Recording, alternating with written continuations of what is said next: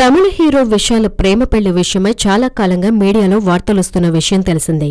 వరలక్ష్మితో ప్రేమాయణం గురించి ఎన్నోసార్లు మీడియాలో వార్తలొచ్చాయి. కానీ ఇద్దరూ కూడా పలుసార్లు తమ ప్రేమ విషయమై కొట్టిపారేశారు. ప్రేమ విషయమై పలుసార్లు వీరిద్దరూ కూడా క్లారిటీ ఇచ్చారు. ఇక తాజాగా విశాల్ వివాహం గురించి మరో వార్త మీడియాలో హల్చల్ చేస్తోంది.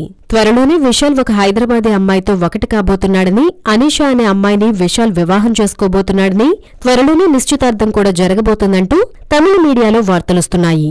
తమిళ మీడియాకు విశాల్ స్వయంగా జీకే రెడ్డి సమాచారమిచ్చినట్లుగా తెలుస్తోంది.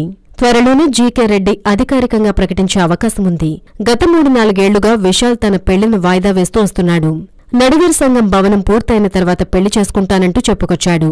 ప్రస్తుతం నడిగర్ సంఘం బిల్డింగ్ పూర్తి కాబోతోంది.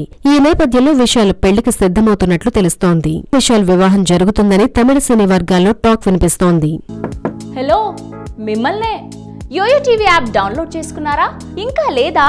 మీ యాప్ స్టోర్ కి వెళ్ళి వెంటనే డౌన్లోడ్ చేసుకోండి.